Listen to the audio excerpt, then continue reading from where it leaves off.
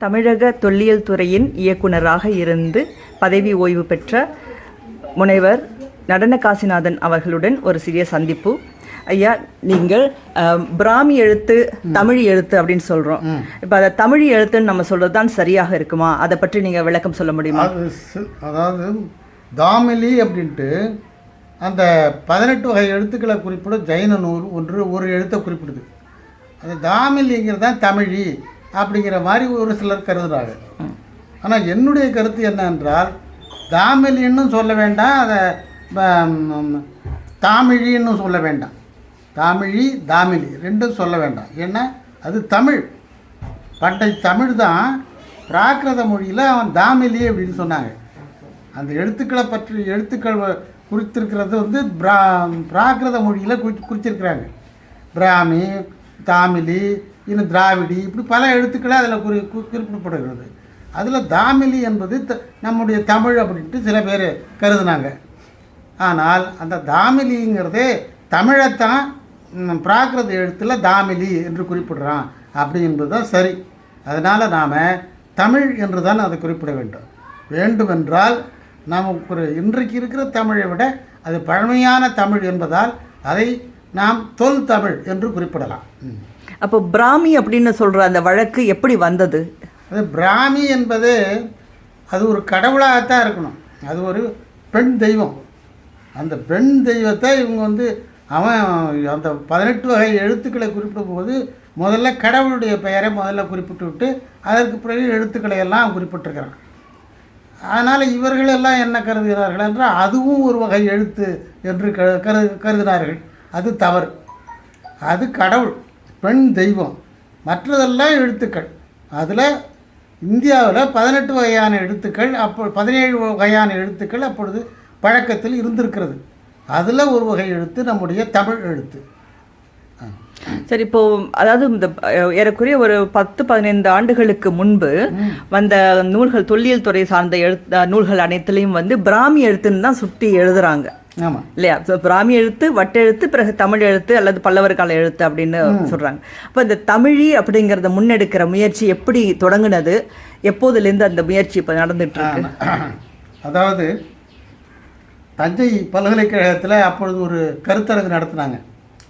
அந்த கருத்தரங்கில் ஒரு செஷன், அது வந்து இந்த பண்டைய எழுத்தை பற்றிய ஒரு செஷன் வந்தது. அதில் வந்து பலர் வந்து பிராமி பிராமி என்று தான் குறிப்பிட்டுக்கிட்டு இருந்தாங்க. அப்புறம் நான் கட்டுரை படிக்க வேண்டிய நேரம் வந்த பொழுது நான் அந்த எழுத்தை பற்றி சொல்லும் பொழுது, இது பிராமி என்று குறிப்பிடக்கூடாது, இது தமிழ் தான், அது நம்முடைய தமிழ் எழுத்து, இன்றைக்கு இருக்கின்ற எழுத்தினுடைய பழைய வடிவம் தான் அது, ஆகவே இதை பிராமி என்று அழைக்கக்கூடாது என்று நான் அப்பொழுதே குறிப்பிட்டது. அதற்கு பிறகு நான் எழுதிய அனைத்து நூல்களிலும் அது பண்டை தமிழ் அல்லது தொல் தமிழ் அல்லது தொன்மை தமிழ் என்று தான் குறிப்பிட்டிருக்கிறேன். அப்புறம் இன்னொரு கேள்வியும் வருது. இந்த தொல் தமிழில் ஐ எழுத்து இருந்ததா? ஐ அப்படி ஆன்னு வரும்பொழுது ஐ அந்த எழுத்து அதில் இருந்ததா? ஐ எழுத்து தொடக்கத்தில் இருந்து பழைய எழுத்துக்கள்ல இல்லை. ஆனால் அது வளர்ச்சி அடைந்த பிறகு அந்த ஐ எழுத்து வருகிறது, நமக்கு கிடைக்கிறது. இப்போ திருநாதர் குன்று என்று ஒரு மலை இருக்கிறது, அது செஞ்சிக்கு பக்கத்தில் இருக்குது. அந்த இடத்துல கிடைக்கிற ஒரு கல்வெட்டில் இந்த ஐ வருகிறது. 57 அசனன் நோற்ற சந்திரநந்தி ஆசிரியர் நிசீதிகை என்று குறிப்பிடப்படுகிறது. அந்த சந்திரநந்தி ஆசிரியர் என்பவர் அவர் ஒரு முனிவர். அவர் அங்கே படுத்திருந்த இடம் அது என்பதை அந்த கல்வெட்டு குறிப்பிடுகிறது. அது வந்து கிபி 2ஆம் நூற்றாண்டு வாக்கில் வரதா இல்லை கிபி ஒரு 6 அல்லது 7ஆம் வட்டெழுத்தில் வரதா? வட்டெழுத்தில் வருகிறது. அப்போ அந்த தொல் தமிழில் அந்த ஐ எழுத்து அப்பொழுது இல்லை என்றாலும் அவர்கள் எப்படி எழுதினார்கள் என்றால், ஆ பக்கத்தில் யகர ஒற்று அப்படி தான். அதே மாதிரி அவு, ஆ பக்கத்தில் வகர ஒற்று, அவு அவு ஐ என்று அப்படித்தான் எழுதினார்கள். அப்போ வட்டெழுத்து வந்து அந்த எவல்யூஷன் வர்றதுக்கு முதல்ல எல்லாமே இந்த ஐயும் அவ்வும் இல்லை, ஆனால் படிப்படியாக புதிய எழுத்துக்கள் உருவானது தமிழில் நடந்திருக்கு, அந்த எவல்யூஷன் நடந்திருக்கு.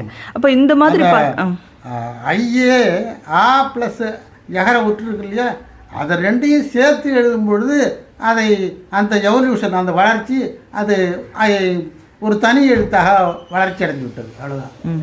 ஆ ப்ளஸ் எகர ஒற்றுவோம் அதை எழுதிக்கிட்டே வரும் பொழுது அது ஒரே எழுத்தாக எழுதினார்கள். கொஞ்சம் வேகமாக எழுதும் பொழுது அப்படி எழுதும்போது அந்த ஐ என்ற உயிர் எழுத்து அப்பொழுது தோன்றியது.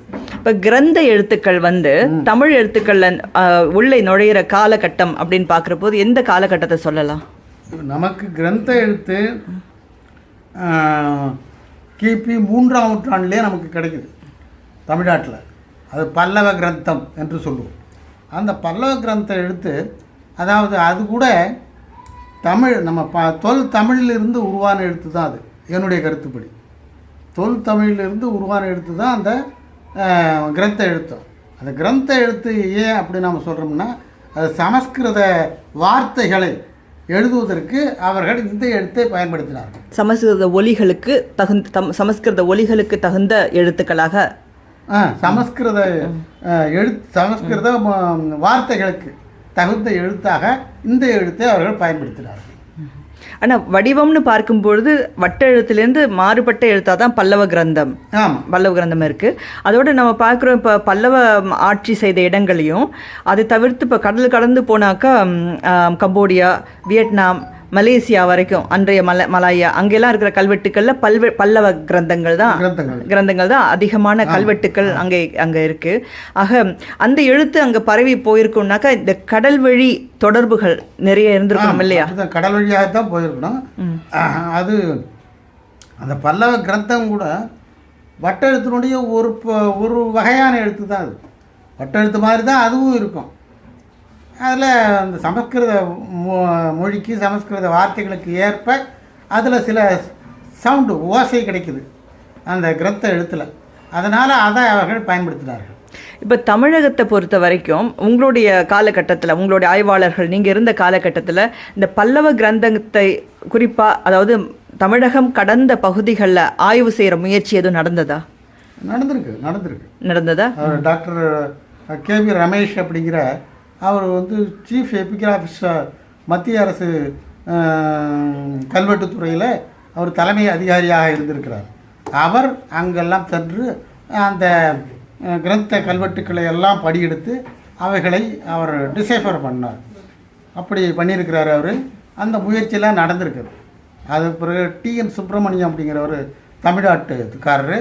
அவர் வந்து தமிழ், சமஸ்கிருதம், ஆங்கிலம் 3லும் நல்ல தேர்ச்சி பெற்றவர். அவரும் இதை பற்றியெல்லாம் எழுதியிருக்கிறார்.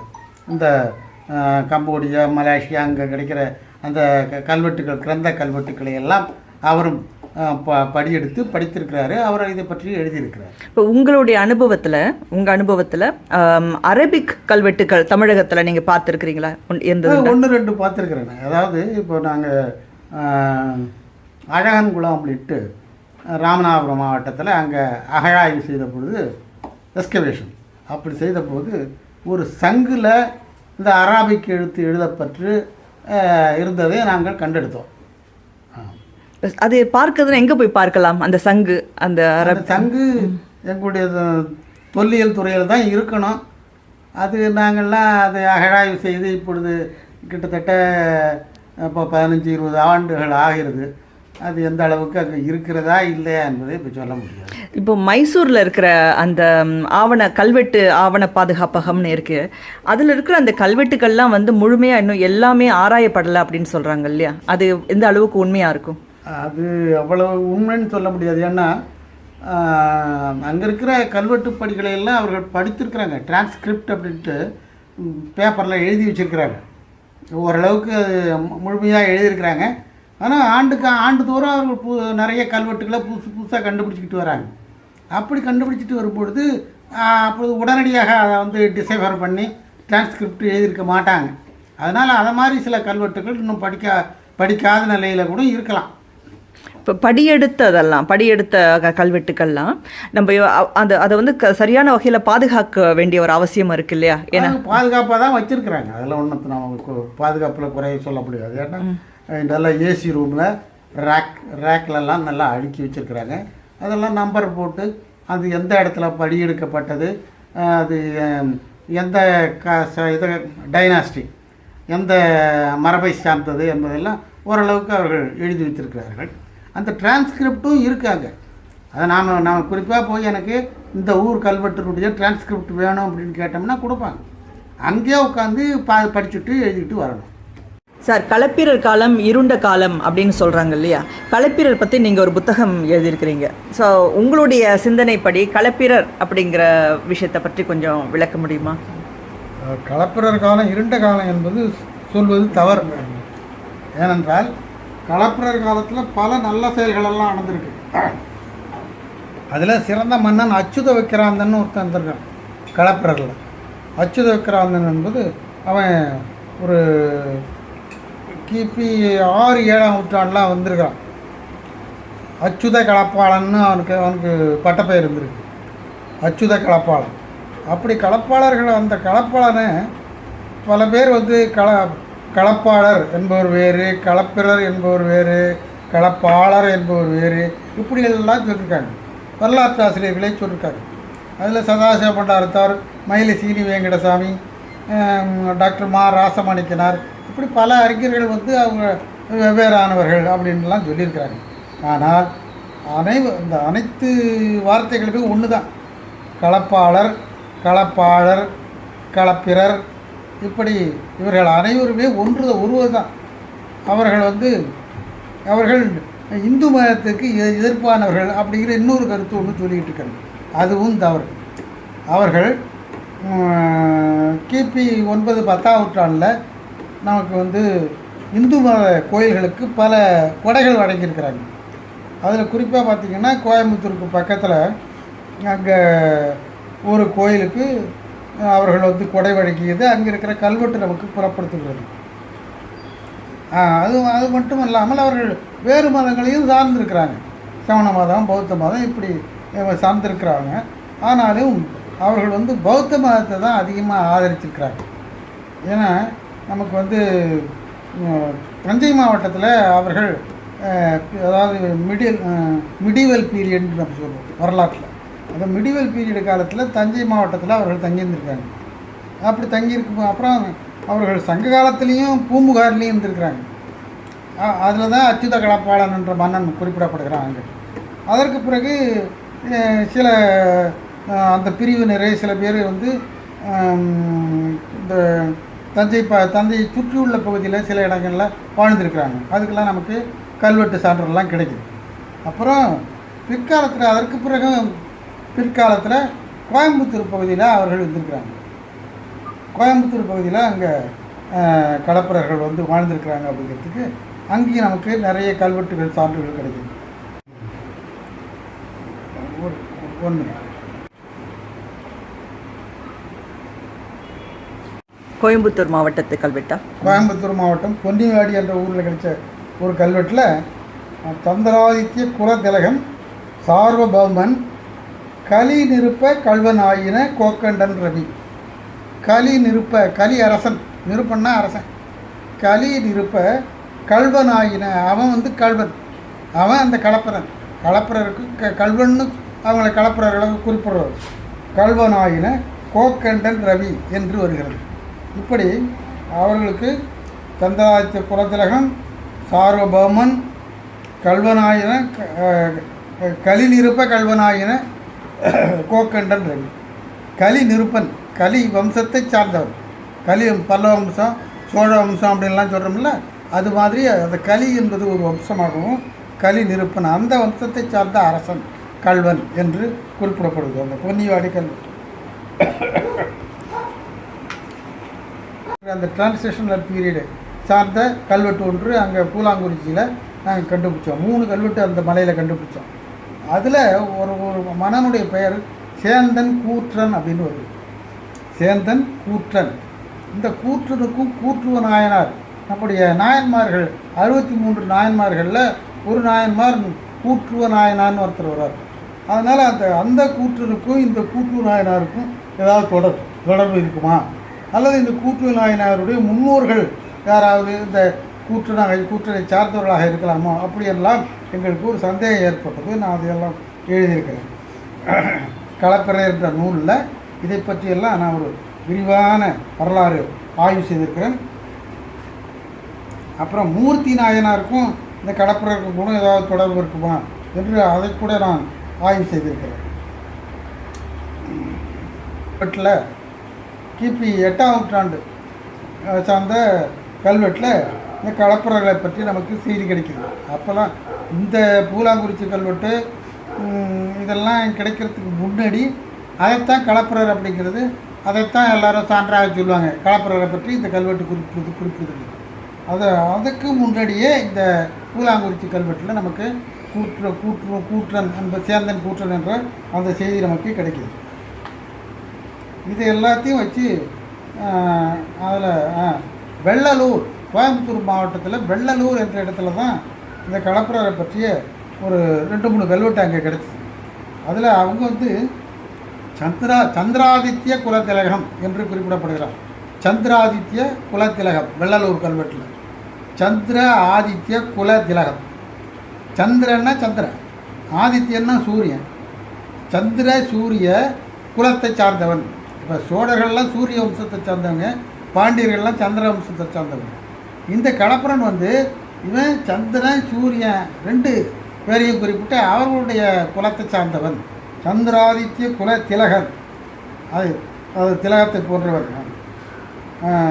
சார்வபௌமன் ஆகிய அவன் சார்வபௌமன், அவன சக்கரவர்த்தி மாதிரி அவ்வளோ பெரிய ராஜ்யத்தை ஆண்டவன் அப்படிங்கிறத பாட்டா அவன் ஒவ்வொருத்தரும் சொல்லிப்பான். கோக்கண்டன் ரவிக்கு, அதில் கோக்கண்டன் என்ற ஒரு கலப்பர மன்னன் அந்த கல்வெட்டில் குறிப்பிடப்படுகிறான், அந்த பூலாங்குறிச்சி கல்வெட்டில்.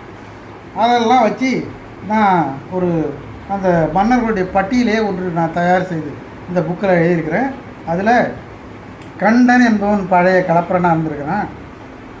அவனுக்கு மகனாக கண்டன் வீரநாராயணன், கண்டன் ரவி என்றும், அப்புறம் இன்னொரு கோக்கண்டன் மாந்தரன் என்று 3 மகன்கள் அவர்களுக்கு இருந்திருக்கணும். இதெல்லாம் அனுமானம். அந்த கண்டன் ரவிக்கு ரவி கண்டன், ரவி கோதை என்ற 2 மகன்கள் இருந்திருக்கணும். இப்படியெல்லாம் அந்த ரவி கோதைக்கு பரகுண பராந்தகன் என்ற ஒரு மகன். இப்படி இந்த ஒரு பட்டியலை தயாரிக்கிறேன். இப்படி இந்த மன்னர்கள்லாம் இந்த ஆட்சி செய்திருக்கிறாங்க அப்படின்னு நான் சொல்லியிருக்கிறேன். மாரஞ்சடையன், அவனுடைய பாண்டிய மன்னன் மாரஞ்சடையன் கல்வெட்டில் தான் நமக்கு முதல்ல இந்த கடற்பரரை பற்றி ஒரு, அதாவது ஆட்சி செய்திருக்கிறாங்க அப்படிங்கிறத முதல்ல நம்ம அந்த கல்வெட்டை வச்சு தான் எல்லாரும் சொல்லிகிட்டு இருந்தோம். உங்களுடைய உங்கள் பணிக்காலத்தில் நீங்கள் கண்டெடுத்த கல்வெட்டுக்கள் அப்படிங்கிறது குறிப்பிடத்தக்கது ஏதாவது நீங்கள் சொல்கிறீங்களா? குறிப்பிடத்தக்கதுன்ட்டு இப்போ நான் வந்து திருத்தணிக்கு பக்கத்தில் நான் வந்து ஒரு ஆய்வுக்கு சென்றிருந்தேன். அப்படி செல்லும் பொழுது வேளஞ்சேரி என்ற இடத்துல, அது பக்கத்தில் தான் ஒரு 3-4 கிலோமீட்டர் அப்படி இருக்கிற ஒரு சின்ன கிராமம். அது அந்த கிராமத்தில் பள்ளிக்கூடத்துக்கு பக்கத்தில் அந்த கிரவுண்டு அவங்க விளையாடுறதுக்காக அதை லெவல் பண்ணியிருக்கிறாங்க. அப்படி லெவல் பண்ணும் பொழுது அங்கே செப்பு சிலை தட்டுப்பட்டிருக்கு. உடனே அதை அந்த மாணவர்கள் ஆசிரியர்கள்லாம் சேர்ந்து அதை தோண்டி பார்த்த பொழுது ஒரு 3-4 செப்பு சிலைகள் கிடைத்தன. நடராஜ சிற்பம், இது மாதிரி இன்னும் 2-3 செப்பு சிலைகள், செப்பு திருமேனிகள் கிடைத்தன. அதை போய் ஆய்வு செய்வதற்காக நான் அனுப்பப்பட்டேன். அப்போ நான் வந்து ஐ வாஸ் ரிஜிஸ்டரிங் ஆஃபீஸர்.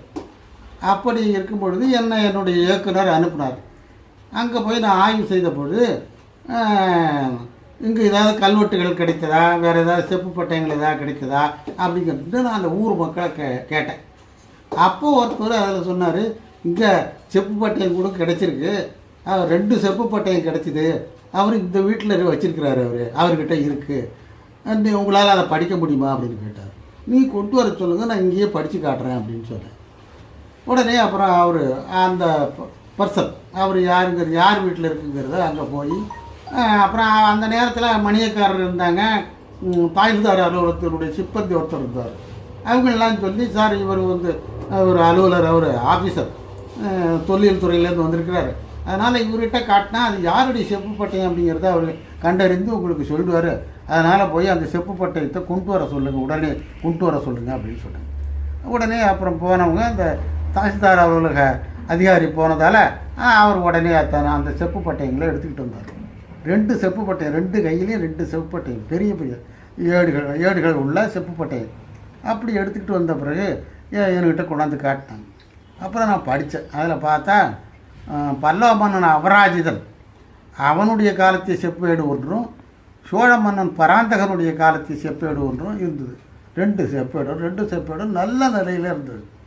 நல்ல நிலையில் இதுவரையில் அதை யாரும் வெளியிடாத, படித்து அதனுடைய பொருள் சொல்லாத ஒரு 2 செப்பேடுகள். நான் அப்படியே உடனே பார்த்தேன், சரி இதை எப்படி நம்முடைய துறைக்கு கொண்டு போயிடலாம் அப்படிங்கிறதுக்காக நான் அதை சரிங்க இது இருக்கட்டும், இங்கே இருக்கட்டும், நான் கொஞ்சம் இவரை பார்க்கணும் தாசில்தார். அந்த நேரத்தில் ஆர்டிஓ ஒருத்தர் அதோட அதாவது இந்து சமய அறநிலை ஆட்சித்துறையினுடைய கமிஷனர் ஒருத்தர் இருந்தார், சுப்பிரமணியன் நினைக்கிறேன் அவர் பேர். அவர் அங்கே இருந்தார், அங்கே திருத்தணியில் அந்த கெஸ்ட் ஹவுஸில் தங்கியிருந்தார். நான் உடனே ஃபோனில் தொடர்பு கொண்டு இது மாதிரி 2 செப்பு பட்டயங்கள் கிடச்சிருக்கு, அது மத்தியில் சொல்லலைண்ணா, இது மாதிரி இருக்குது, கொஞ்சம் முக்கியமான செப்பேடு மாதிரி தெரியுது, ஏன்னா அப்படி சொல்லலைண்ணா, செப்பேடு தெரியுது, அதனால் இது எப்படி எங்கள் துறைக்கு எடுத்துக்கிட்டு போய் அங்கே தான் இதை படித்து முழுமையாக இதை நம்ம என்ன யாருடைய செப்பேடு என்பதெல்லாம் நம்ம தெரிந்து கொள்ள முடியும். அதனால் நீங்கள் கொஞ்சம் உதவி செய்து இந்த செப்பேடை நம்ம தொல்லியல் துறைக்கு எடுத்து செல்வதற்கு நீங்கள் உதவணும் அப்படின்னு சொன்னேன். உடனே அவர் ஓகே நான் செய்கிறேன் அப்படின்னு சொல்லி சுப்பிரமணியங்கிறவர், அவர் கலெக்டர் அவர் செங்கல்பட்டு மாவட்ட கலெக்டர், அதோடு இல்லாமல் கமிஷனர் இந்து சமய அறநிலை ஆட்சித்துறைக்கு கமிஷனர். அவர் உடனே நான் வேண்டிய ஏற்பாடு செய்கிறேன் அப்படின்னு சொல்லிட்டு அந்த செப்பேடை அன்னைக்கு நான் அங்கிருந்து எடுத்துகிட்டு வருவதற்கு எனக்கு ரொம்ப உதவி புரிந்தார். அப்புறம் அந்த செப்பேடை நான் எடுத்துக்கிட்டு பஸ்ஸில் தான் வந்தேன். ஆனால் உரிய ரெக்கார்டோட அந்த கமிஷனருடைய கையெழுத்து, இது மாதிரி இந்த செப்பேடுகள் இங்கே கிடைச்சிது, இதை அந்த தொழில் துறையினுடைய அதிகாரி எடுத்து தன்னுடைய துறைக்கு செல்கிறார், அதை நான் என்னுடைய ஒப்புதலோடு தான் அவர் செல்கிறாரு அப்படின்னு சொல்லி ஒரு லெட்டருக்கு கொடுங்க. ஏன்னா நடுவில் இது நான் என்னமோ கடத்திக்கிட்டு போகிறேன் எடுத்துகிட்டு போகிறேன்னு எதாவது நினைக்கக்கூடாது அப்படின்னு சொல்லி அந்த லெட்டரையும் வாங்கிக்கிட்டு அந்த செப்பேடுகளையும் எடுத்துக்கிட்டு என்னுடைய துறைக்கு வந்துட்டேன், கொண்டாந்து கொடுத்துட்டேன். அதுக்கு பிறகு அதை இப்போ டிசைபர் பண்ணி அப்புறம் நூலாக வெளியிட்டேன். அந்த நான் நினைக்கிறேன் அந்த தகவல் இந்த செப்பேடுகளை பற்றிய தகவல் ஒரு நூலில் நான் வாசிச்சிருக்கிறேன். உங்களுடைய செப்பேடுகள் பற்றி உங்களுடைய அதாவது அகழ்வாய்வுகள் அப்படின்னு சொல்லும்போது நிறைய பண்ணியிருக்கிறேன். என்னென்ன பகுதிகள் நிறைய கண்டுபிடிச்சிருக்கேன். கல்வெட்டுகளில் வட்டெழுத்து கல்வெட்டுகளை நான் நிறைய கண்டுபிடிச்சேன். அப்படி கண்டுபிடிச்சி அதை அங்கேயே எந்தெந்த பகுதி குறிப்பாக சொல்றதுன்னா செங்கம்னு திருவண்ணாமலைக்கு பக்கத்தில் செங்கம் பகுதி, அந்த பகுதியில் நிறைய கல்வெட்டுகள் கண்டுபிடிச்சி அதில் எடுத்தனூர் என்ற இடத்துல ஒரு இடத்துல நல்ல அருமையான ஹீரோ ஸ்டோன் நடுகற்கள் தான், அந்த வட்டெழுத்து கல்வெட்டு கிடைச்சதெல்லாம் அந்த நடுகற்களில் தான் நிறையா இருந்தது. அதை பற்றி கூட நான் அப்பொழுதே எழுதினேன். என்னென்னா சாதாரண மக்கள் அவங்களுக்கு தெரிந்த மொழி தமிழ், அது தமிழில் தான் இருக்குது. அதோடு இல்லாமல் அவர்களுக்கு தெரிந்த எழுத்து வட்டெழுத்து. இந்த கிரந்தங்கிறது பிராமணர்கள் அவர்கள் பயன்படுத்துகின்ற எழுத்து. அதை கோயில்களில் தான் அவங்க எழுதி வச்சுருக்கிறாங்க. கோயில்கள் தூணில் சுவரெல்லாம் இப்படி எழுதியிருக்காங்க. நீங்கள் இப்போ மகாபலிபுரம் போனீங்கன்னா போகிற வழியிலேயே டைகர் புலிக்குகை இருக்கு இல்லையா, அந்த புலிக்குகைக்கு புலிக்குகையிலே கல்வெட்டு இருக்குது, கிரந்த கல்வெட்டு. அதுக்கு பக்கத்தில் அதிரண சண்டேஸ்வர கிரகம்னு ஒன்று இருக்குது. அதிரண சண்டேஸ்வர கிரகம் அது இவனுக்கு, அதாவது ராஜசிம்மனுக்கு அது பட்டப்பெயர். அதிரண சண்டேஸ்வர கிரகம், அதிரண சண்டேஸ்வரன் அப்படிங்கிறது அவனுடைய பட்டப்பெயர். அவனுடைய பட்டப்பெயரில் அந்த கோயிலை அமைக்கப்பட்டது, குடைவரை கோயில். அதில் 2 பக்கமும் பார்த்திங்கன்னா ஒரு பக்கம் கிரந்த எழுத்தில் இருக்குது, இன்னொரு பக்கம் இப்போ இருக்கிற தேவநாகரியில் அந்த கல்வெட்டு இருக்குது. அப்புறம் அதுலேருந்து தான் கிபி 8ஆம் நூற்றாண்டு கல்வெட்டு. கிபி 8ஆம் நூற்றாண்டுலேருந்து தான் அதிக அளவில் ஓரளவுக்கு கிரந்த எடுத்து தமிழ்நாட்டில் பயன்படுத்தப்பட்டது. அதுக்கு முன்னாடியெல்லாம் அது செப்பேட்டில் தான் எழுதப்பட்டிருந்தது, பல்லவர்களுடைய செப்பேட்டில். அதற்கு பிறகு தான் அதை கல்வெட்டில் கொண்டு வந்தாங்க. கல்லில் எழுதும்பொழுது அந்த கிரந்த எழுத்து வந்தது. அப்புறம் என்ன உங்களுடைய அதாவது அகழ்வாய்வு, உங்களுடைய அகழ்வாய்வுகள் எந்தெந்த பகுதியில் செய்திருக்கிறீங்க நீங்கள்? அகழ்வாய்வு நான் வந்து இந்த இதை என்னது இந்த ஹீரோ ஸ்டோன்ஸ் இருக்கு இல்லையா, வட்டெழுத்து நடுகள் கல்வெட்டுகள், அதை அங்கேயே நான் படிச்சிடுவேன். கல்வெட்டை அங்கே காப்பி பண்ண உடனே அதை நான் படிச்சுட்டு அங்கேருந்து ரிப்போர்ட் எழுதுவேன் நான் இயக்குனருக்கு. அப்படி ரிப்போர்ட் எழுதி அதை அந்த கல்வெட்டையும் உடனே அனுப்பிச்சிடுவேன். அப்படி என்னால் செய்ய முடிஞ்சதால் எனக்கு என்னன்னா என்னுடைய இயக்குனரே எனக்கு இவர் வட்டெழுத்தில் வல்லவர் அப்படிங்கிற ஒரு பட்டத்தை எனக்கு கொடுத்தார். அப்படின்னு சொல்லி எல்லா மக்களுக்கும் அதை தெரியப்படுத்துகிறார். இவர் மாதிரி வட்டெழுத்தை படிக்க முடியாது அப்படிங்கிற மாதிரி தெரியப்படுத்துகிறார். அதில் இன்னொன்று இல்லை, நம்முடைய மூதறிஞர் மறைந்த டாக்டர் ஐ மகாதேவன் கூட அவரிடம் சில பேர் இந்த வட்டெழுத்து கல்வெட்டுகளை கொண்டு போய் காட்டி இதை நீங்கள் படித்து கொடுங்கன்னு கேட்பாங்க. அப்போ அவர் சொல்லுவார், ஐயா இந்த கல்வெட்டில் எக்ஸ்பர்ட் நடனகாசனாக தான், அவர்கிட்ட கொண்டு போங்க, அவர் படித்து உங்களுக்கு கொடுப்பார், என்னால் அந்த அளவுக்கு படிக்க முடியாதுன்னு அவர் சொல்லியே அனுப்புவார். எனக்கும் உடனே ஃபோன் பண்ணுவார், நடனகாசனா நான் உங்களுக்கு ஒருத்தரை அனுப்பியிருக்கிறேன், அந்த கல்வெட்டை என்னால் படிக்க முடியல, நீங்கள் படித்து அவருக்கு தெளிய வைங்க அப்படின்னு சொல்லுவார். அது மாதிரி வட்ட எழுத்தில் எனக்கு நல்லா பாண்டிச்சு. அதற்கு பிறகு நான் அகழாய்வுத்துறையில் நிறைய பண்ணியிருக்கேன். அகழாய்வுத்துறையில் குறிப்பாக பார்த்திங்கன்னா இந்த அழகன்குளம், ராமநாதபுரம் மாவட்டம் அழகன்குளத்தில் அகழாய்வு செய்து அங்கே பல கண்டுபிடிப்புகளை கண்டுபிடிச்சிருக்கு. அது வந்து 1980களில் தானே, 1980கள் காலகட்டத்தில், 80 காலகட்டம் வரைக்கும் இருக்கலாம். அப்படியே அங்கே வந்து கண்டுபிடிச்சேன். அந்த அகழாய்வில் நிறைய தொல்பொருட்கள் கிடைச்சிது, காசுகள் கிடைச்சிது, பாண்டியர்களுடைய காசுகள் கிடைச்சிது. அப்புறம் அந்த பண்டை தமிழ் எழுத்து எழுதப்பெற்ற பானை ஓடுகள் நிறையா கிடைச்சிது. அதெல்லாம் அப்படியே நான் உடனே டிசைஃபர் பண்ணி ரிப்போர்ட் அனுப்பிச்சுடுவேன். அப்படி செய்து அதுக்கு பிறகு கடலகழாய்வு, தமிழ்நாட்டில் கடலகழாய்வு என்னுடைய பீரியடில் தான் அது வந்து நிறைவு பெற்றது, நல்லா விரிந்த அளவில் செய்யப்பட்டது. அந்த அகழாய்வை எனக்கு முன்னிருந்த இயக்குனர் தொடங்கினார்.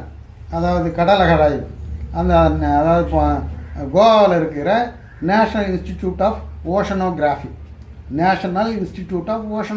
அப்படின்ட்டு அங்கே ஒரு துறை இருக்குது. அது கடல் ஆய்வு செய்கின்ற துறை. அந்த துறையோட இவர் தொடர்பு கொண்டு டாக்டர் எஸ்ஆர் ராவ் அவர் தான் அதுக்கு சீஃப், இந்த கடல் அகழாய்வுக்கு சீஃப். அவரை தொடர்பு கொண்டு அவர் அந்த நேரத்தில் துவாரகையில், பாம்பே பக்கத்தில் துவாரகையில் அங்கே கடல் அகழாய்வு செய்துட்டு இருந்தார். அது பேப்பர்லாம் வந்ததால் எங்களுக்கு நீங்கள் இந்த எங்களுக்கு இருக்கிற பூம்புகாரை பற்றி எங்களுடைய இலக்கியமெல்லாம் சிலப்பதிகாரம், மணிமேகலை எல்லாம் இந்த இலக்கியத்திலலாம் அங்கே கடல் கோள் ஏற்பட்டு இந்த நகரமே அழிந்து விட்டது அப்படின்னு சொல்லுகிறது. அதனால் நீங்கள் இங்கே வந்து கொஞ்சம் கடலாக செய்ய முடியுமான்னு இவர் கேட்டுக்கிறார்.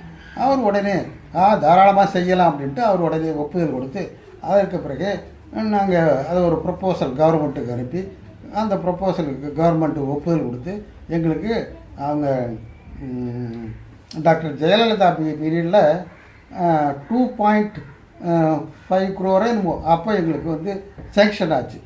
அந்த கடல் அகழாய்வு செய்வதற்காக அந்த பணம் எங்களுக்கு சேங்ஷன் ஆனது. அதை வந்து நாங்கள் வச்சுக்கிட்டு ஒரு 4 சீசனில் அங்கே கடல் அகழாய்வு நடத்துகிறோம். பூம்புகார்லையா எந்த பகுதி? பூம்புகார் பகுதி கேட்கல. பூம்புகாரில் தான் கடல் அகழாய்வு நடத்துகிறோம். பூம்புகார் கடல் வந்து அது கொஞ்சம் ரஃப் சி. இப்போ அங்கே வந்து துவாரகையெல்லாம் வந்து ரொம்ப கோமாக இருக்கும். அது வந்து நீங்கள் மேலே இருந்து கடல் அடியில் இருக்கிற மண்ணை நீங்கள் இப்போ மணலாக பார்க்கலாம். ஆனால் கடற்கரை ஓரத்தில் ரொம்ப டீப் சீயில் பார்க்க முடியாது, கடற்கரை ஓரத்தில். ஆனால் இங்கே வந்து பூம்புகாரில் அந்த மாதிரி பார்க்க முடியாது. இது ரொம்ப அலைகள் ரொம்ப அதிகம். அலைகள் அதிகத்தால் ரஃப்பாக இருக்கும் இங்கே. அதோடு இல்லாமல் ஓடத்தில் நம்ம போனோம்னாலே ஆளை தள்ளணும். அப்படி அங்கே போய் நாங்கள் அகழாய்வு தொடங்கணும். அப்போ டாக்டர் ராவ் வந்து அதை தொடங்கி வச்சார். அப்போ கோஆர்டினேட்டர் நான் அதுக்கு முன்னாடி எனக்கு முன்னாடி இருந்த இயக்குனர் ரிட்டையர் ஆகிட்டார். அப்போ நான் கோஆர்டினேட்டராக இருந்து அந்த 4 சீசனில் நான் பண்ணேன் அகழாய்வு. அப்படி பண்ணும்போது கடற்கரையில் இருந்து ஒரு 5 கிலோமீட்டர் கடலுக்கு உள்ளார அந்த பகுதிக்கு போய் அங்கே நாங்கள் ஆய்வு செய்த பொழுது என்னாச்சு, ஒரு ரிவர்னுடைய சங்கமம், கடலில் போய் அது சங்கமிக்குது, கலக்குது. அந்த பகுதியை நாங்கள் கண்டுபிடிச்சோம். அது வந்து பேலியோ ரிவராக இருக்கலாம். அந்த ரிவர் அதுதான் பேலியோ காவிரி. காவிரி ரிவர் இப்போ இருக்கிற பூம்புகாருக்குள்ளே வடபகுதியில் தான் ஓடி இருக்குது. தென்பகுதியில் இப்போ தென்பகுதியில் ஓடிக்கிட்டு இருக்குது. பூம்புகாருடைய தென்பகுதியில் ஓடிக்கிட்டு இருக்குது. அப்போ வடபகுதியில் ஓடி இருக்கு. அது போய் அங்கே 5 கிலோமீட்டர், இப்போ இருக்கிற கடற்கரையிலேருந்து 5 கிலோமீட்டர் உள்ளே போய் கடலில் கலந்துருக்கு. அப்படின்னா என்ன அர்த்தம், அந்த கடலில் கலக்கிற இடத்துல 2 பகுதியிலையும் கட்டடங்கள் இருக்குது, இப்போவும் இருக்குது. அது இது செம்பராங்கல்னு சொல்கிறது. அதுக்கு என்ன சொல்கிறது, கிரானைட்டுன்னா கருங்கல், கிரானைட்டு மாதிரி அவ்வளவு ஸ்ட்ராங் கிடையாது. அந்த மாதிரி கல்லில் அங்கே சுவர்கள் கட்டியிருக்கிறாங்க. அங்கே இருக்கிற கட்டடம், அங்கே நாங்கள் மொத்தம் 5 கட்டடத்தை கண்டுபிடிச்சோம். கடலுக்குள்ளையா? கடலுக்குள்ள ஒரு 70 அடி 80 அடி ஆழத்தில் அங்கே நாங்கள் கண்டுபிடிச்சோம். முதல்ல இந்த பேலியோ ரிவர் போய் ஜாயின் பண்ணுற இடத்துல வடகரையில் ஃபஸ்ட்டில் ஒரு ஆப்சிடல் டைப்பில் ஒரு கட்டடம். ஆப்சிடல்லாம் 3/4 வட்டம். இங்கே கூட இப்போ நம்ம செங்கல்பட்டு ரீஜனில் தான் அந்த மாதிரியான டெம்பிள் இருக்கும். 3/4 வட்டம். அதை வந்து கஜபிருஷ்டம் அப்படின்னு சொல்லுவாங்க ஆர்கிடெக்சரில். கஜபிருஷ்டம் அதாவது யானையினுடைய பின்பகுதி அது மாதிரி இருக்கும். அது அந்த மாதிரி கட்டடம் ஒன்றா கண்டுபிடிச்சோம். அந்த கட்டடத்தினுடைய முன்பகுதியில் இந்த 2 கோடு போகுது இல்லையா, அதனுடைய இந்த பகுதியில் ஒன்று, இந்த பகுதியில் ஒன்று, 2 கட்டடம் அது ஒன்று. அதனால் மொத்தம் 3 கட்டடத்தை வடகரையில் கண்டுபிடிச்சோம். தென்கரையில் அதை 2 கட்டடம், அது சாதாரண கட்டடம். அப்படி ஒரு கட்டடம். மொத்தம் 5 கட்டடத்தை கண்டுபிடிச்சி வச்சுருக்குறோம். இருக்குது, இன்னமும் இருக்குது. அதை ஆய்வு செய்யலாம். ஃபர்தராக ஆய்வு செய்தோம்னா கடலுக்குள்ளேயே இருக்கா? கடலுக்குள்ளே அதான் சொல்கிறேன்னு ஒரு 60-70 அடி ஆழத்தில் இருக்குது. 20 மீட்டர் டெப்த் அந்த இதில் இருக்குது. அப்புறம் அதை ஆய்வு செய்யலாம். அதுக்குன்னு நான் ரிட்டையர் ஆக நேரத்தில் ஒரு ப்ரொப்போசல் கொடுத்தேன். அதுக்கு முன்னாடி ஆஸ்திரேலியாவுக்கு போயிருந்தேன். அப்போ போயிருந்த போது அங்கே அவங்க அதே மாதிரி கடலை இதெல்லாம் பண்ணியிருக்கிறாங்க, கண்டுபிடிச்சிருக்கிறாங்க. ஷிப்ரெக்கெல்லாம் கண்டுபிடிச்சிருக்காங்க. அதனால் அது மாதிரி இங்கேயும் ஷிப்ரெக்கு ஒன்று இருக்குது. பூம்புகார் கடல் பகுதியில் அங்கே ஒரு ஷிப்ரெக்கையும் நாங்கள் கண்டுபிடிச்சோம். அது 17ஆம் நூற்றாண்டினுடைய ஷிப்ரெக்கு.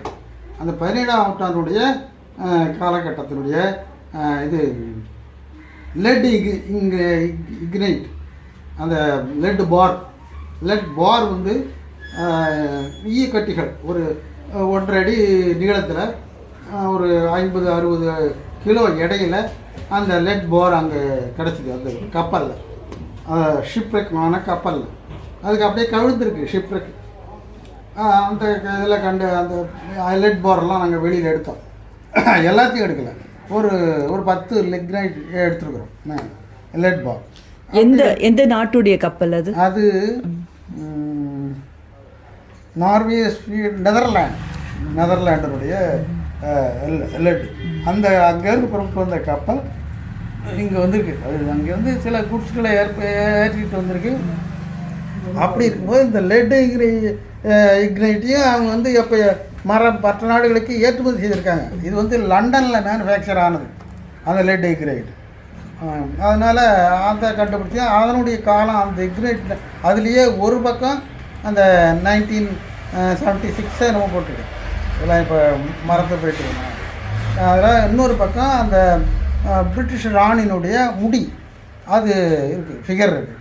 இப்படி இருக்கிறதால அது பிரிட்டனில் அது இது மேனுஃபேக்சர் ஆகிருக்கலாம். இது ப்ரொடியூஸ் பண்ணது இந்த இயரில் ப்ரொடியூஸ் பண்ணிருக்கலாம் அப்படின்ட்டு நாங்கள் ஒரு முடிவுக்கு வந்தோம். அதனால் 17th செஞ்சுரி ஷிப்பு அது ரெக்காய்டு கவிழ்ந்து போச்சு. அப்புறம் இதையும் நாங்கள் தான் இந்த கடலை ஆய்வில் தான் கண்டுபிடிச்சோம். 5 கட்டடம், இந்த ஷிப்ரெக்கு. அதுக்கு பிறகு இப்போ இருக்கிற தரங்கம்பாடி, அந்த தரங்கம்பாடியினுடைய கடல் பகுதியில் தரங்கம்பாடி இதுக்கு எதிர்த்தாப்பில் அப்படி இருக்கும்போது அங்கே ஒரு புத்தா ஸ்டாச்சு ஒன்று கிடச்சிது. புத்தா ஸ்டாச்சு பால்நைட் ஸ்டோன். பால்நைட்டாக அதுக்கு என்ன பேராக இருக்கும், வெள்ளையாக இருக்கும்.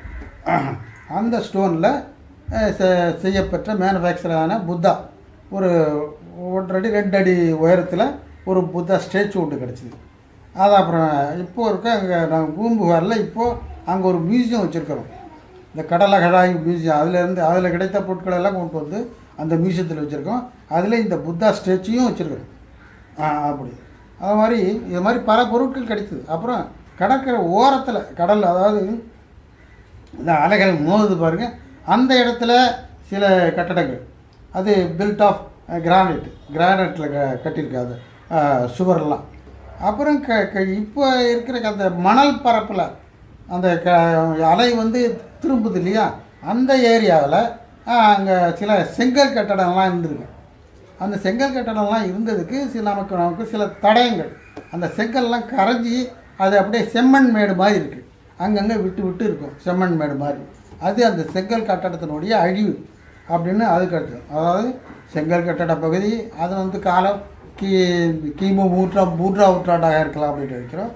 அதை கருங்கல் பகுதி, கருங்கல் கட்டடம் அது ஒரு கிமு 4 அல்லது 5ஆம் நூற்றாண்டாக இருக்கலாம். அதற்கு பிறகு ஷிப்ருக்கு தான் 17ஆம் நூற்றாண்டு, கிபி 17. அந்த கடற்கரையில் போய் ஜாயின் பண்ணுறது இல்லையா பேலியோ ரிவர், அந்த கட்டடங்கள்லாம் கொஞ்சம் இன்னும் பழமையானது. அது என்ன லேட்டரைட் ஸ்டோன், செம்புராங்கல்லுங்கிறது லேட்டரைட் ஸ்டோன். அந்த லேட்டரைட் ஸ்டோனால் அது கட்டப்பட்டிருக்கு. அதை போய் டைவர்ஸ் எல்லாம் போய் நல்லா அதை சில லேட்டரைட் ஸ்டோனை க்ளீன் பண்ணி அது மேலெல்லாம் ஷெல்லு இப்படியெல்லாம் படிஞ்சு அது ரொம்ப இதாக இருந்தது. அதெல்லாம் க்ளீன் பண்ணி அதெல்லாம் ஃபோட்டோலாம் எடுத்துருக்குறோம். அங்கே போய் எல்லாம் ஆய்வு செய்திருக்கிறாங்க. அப்படி அந்த கட்டடங்கள்லாம் பெரும்பாலும் கிமு 10ஆம் நூற்றாண்டு அல்லது 10ஆம் நூற்றாண்டுலேருந்து ஒரு 7 8ஆம் நூற்றாண்டு வரைக்கும் அப்படி அந்த கட்டட பகுதி இருந்திருக்கலாம் அப்படின்னு நினைக்கிறோம். அங்கேயே ஆய்வு செய்த ஒரு ஃபாரினர், அவர் நேட்டிவ் ஆஃப் இங்கிலாந்து நினைக்கிறேன், அவர் அந்த பகுதியில் கடல் அகழாய்வு செய்யல, அந்த கடல் ஆய்வு செய்தார். அப்படி ஆய்வு செய்யும்போது அவருக்கு கிடைத்த சில தடயங்களை வச்சு அவர் வந்து இந்த கட்டட பகுதிகளெல்லாம் இன்னும் பழமையாக இருக்கணும், பூம்புகார் நகரமே ரொம்ப பழமையான நகரம், இது கிமு 10ஆம் நூற்றாண்டு அந்த அளவுக்கு பழமையான நகரம் இது அப்படின்னு அவர் அறிக்கை விட்டார். அவர் ஒரு புக்கே போட்டிருக்கிறார். அந்த புக்கில் அதை பற்றி எவிடன்ஸ் எல்லாம் கொடுத்து நிறையா எழுதியிருக்கிறார். அதனால் அந்த பூம்புகார் கடலகடாயு ஒரு முக்கியமான கடலகடாயு. தமிழ்நாட்டில் ஈஸ்டர்ன் சைடு வந்து கடலால் சூழப்பட்டிருக்கு இல்லையா, அது ஃப்ரம் நம்ம புலிக்காட்டிலேருந்து நீங்கள் பழவேற்காடும்பாங்க, அதுதான் புலிக்காடு. அங்கிருந்து நமக்கு கன்னியாகுமரி வரைக்கும் பல துறைமுகங்கள் இருந்திருக்கப்போ அந்த துறைமுகங்கள்லாம் நாம் வந்து அதை கண்டுபிடிச்சி அங்கெல்லாம் நம்ம அகழாய்வு மேற்கொண்டோம்னா, கடல் அகழாய்வு மேற்கொண்டால் தமிழ்நாட்டினுடைய பழமையான வரலாறு நிறைய நமக்கு கிடைப்பதற்கு வாய்ப்பு இருக்குது. அது ஏன் செய்யப்படலை? இப்போது அந்த கடல் ஆய்வுகள் தொடர்ச்சியாக ஏன் செய்யப்படலை? இப்போ கடல் ஆய்வுகள் அப்படிங்கிறது ஏன் தொடர்ச்சியாக செய்யப்படலை? அப்பொழுது அது ஏற்பாடு இங்கே இருக்கிற ஸ்டேட் டைரக்டர் அல்லது இப்போல்லாம் ஐஏஎஸ் ஆஃபீஸர்ஸ் இருக்காங்க, அவங்களே அதுக்கு ப்ரப்போசல் கவர்மெண்ட்டுக்கு அனுப்பி அங்கே இருக்கிற செயலாளர், கல்வித்துறை செயலாளர், அதே மாதிரி நிதித்துறை செயலாளர், even they can meet even the chief minister, எல்லார்ட்டையும் போய் இதை பற்றி எக்ஸ்பிளைன் பண்ணி இப்படி இருக்குது நம்ம தமிழ்நாட்டினுடைய பழமையான பண்டைய வரலாற்றை நாம் தெரிந்து கொள்வதற்கு இதெல்லாம் மிக முக்கிய சான்றுகள். இந்த சான்றுகளெல்லாம் நம்ம வெளிப்படுத்தினோம்னா உலகத்திலேயே மிக பழமையான ஏரியா, பழமையான நாடு நம் நாடுங்கிறத கூட நாம் சொல்ல முடியும். அப்படிங்கிறதெல்லாம் இவங்க வந்து எடுத்து விளக்கணும். அப்படி விளக்கி இவங்க கொண்டு போகிற ஒரு ப்ரொப்போசலை அங்கே கவர்மெண்ட்டினுடைய அப்ரூவல் வாங்கி, நிதி அப்ரூவல் வாங்கி இவங்க திரும்பவும் அந்த கடலகழ ஆய்வை மேற்கொண்டால் நமக்கு பல வகையில் தமிழ்நாட்டினுடைய வரலாறு, கலாச்சாரம் எல்லாம் நமக்கு வெளியாகும். இந்த குமரிக்கண்டம் அப்படிங்கிறத பற்றி என்ன நினைக்கிறீங்க? குமரிக்கண்டம் இருந்தது உண்மை, அது யாரும் இல்லைன்னு சொல்ல முடியாது. அது ஒரு கண்டம், ஒரு பகுதி, சிறு பகுதி. அதை வந்து பன்மலை அடுக்கத்து பகுருளி ஆற்று பன்மலை அடுக்கத்து குமரிக்கோடு கொடுங்கடல் கொள்ள அப்படின்ட்டு வருது சிலப்பதிகாரத்து. பகுருளி ஆற்று பன்மலை அடுக்கத்து குமரிக்கோடு கொடுங்கடல் கொள்ள, அதனால் கொடுக்கடல் கொண்டு விட்டது அந்த பகுருளி ஆறு அந்த குமரிக்கண்டத்தில் பகவலியாறு ஓடி இருக்கு ஆறு. அந்த ஆற்றுப்பகுதியை அடுத்து மலைப்பகுதிகள் இருந்திருக்கு. அது எல்லாத்தையும் இந்த கடல்கோள் கொண்டு விட்டது. அது உண்மை. அது ஏன் அப்படி உண்மைன்னு சொல்கிறோம்னா, இப்பொழுதும் அந்த பகுதிக்கு செல்கிற மீனவர்கள் அங்கே மீன் பிடிக்க போனால் அவங்க வலையில் வந்து வலையெல்லாம் தடுக்குது. சில கூம்பு முனைகள் இருந்து தடுக்குது. அதனால் அங்கே சில கட்டட பகுதிகள் இருக்கலாம், மலைப்பகுதிகளும் இருக்கலாம் அங்கே. அப்படி ஒன்று. இன்னொன்று, நமக்கு புத்த வரலாற்று நூல், புத்த வரலாற்று நூல் என்ன? மகாவம்சம். இன்னொரு நூல் இருக்குது, திரிபிடகம். மகாவம்சத்துக்கு மகாவம்சம் மாதிரியே ஒரு வரலாற்று நூல். அந்த நூல் 2 நூல்லையும் தமிழகத்தில் ஏற்பட்ட கடல்கோளை பற்றி சொல்லுது. 3 தடவை கடல்கோள் இங்கே ஏற்பட்டிருக்கு அப்படின்ட்டு. அப்படி பார்க்கும் பொழுது இந்த குமரி கடல்கோளும் ஒரு உண்மையாகத்தான் இருக்கும் அப்படிங்கிறது நாம் நம்ப முடிகிறது. அது மட்டும் இல்லாமல் அங்கே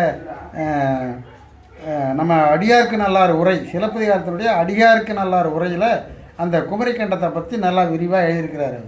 அங்கு என்னென்ன நாடுகள்லாம் இருந்ததுன்னு சொல்கிறாரு. 7 தெங்கு நாடு, 7 பனை நாடு, இப்படியெல்லாம் இருந்தது அப்படின்ட்டு அவர் சொல்கிறார். அப்படின்னு சொல்லும் பொழுது அந்த பகுதியெல்லாம் இருந்திருக்கு. அது கடல்கோள் கொண்டது உண்மைதான். அதை யாரும் இல்லைன்னு சொல்ல முடியாது. சில பேர் இல்லைங்கிறாங்க, அப்படியெல்லாம் கிடையாது. அது மட்டும் அன்னையில் கூட சில சயின்டிஸ்ட்டு, சில ஜியாலஜிஸ்ட்டு அப்படி அவங்க வந்து கடலில் அந்த குமரி பகுதியில் ஆய்வு செய்கின்ற பொழுது இங்கே குமரி கண்டம் இருந்ததற்கான சான்று கிடைக்கிது. ஒரு நேரத்தில் நம்முடைய தமிழ்நாட்டினுடைய தென்பகுதியும் ஆப்பிரிக்க நாட்டினுடைய தென்பகுதியும் இணைந்திருந்திருக்கு. நடுவில் சில மலைகள் அப்படி இணைந்திருந்திருக்கு, ஒன்றோடு ஒன்று இணைந்த பகுதியாக இருந்திருக்கு. இப்போ கூட நமக்கு வந்து லட்சத்தீவுன்னு சொல்கிறோம் இல்லையா, அதை மாதிரி தீவுகள் அதற்கு பிறகு ஏற்பட்டு விட்டது. அந்த இணைந்திருந்த பகுதி 4ஆம் வட்டத்தில், அதெல்லாம் லட்சக்கணக்கான ஆண்டுகள், அந்த காலகட்டத்தில் அது பிரிஞ்சு போச்சு, கொஞ்சம் கொஞ்சமாக பிரிஞ்சு போச்சு. அதுதான் இன்றைக்கி லட்சத்தீவுகள், சிறு சிறு தீவுகள் என்று சொல்கிறோம். அதனால் என்னை பொறுத்த வரைக்கும் குமரிக்கண்டம் இருந்தது உண்மைதான் அப்படின்னு நான் சொல்கிறேன்.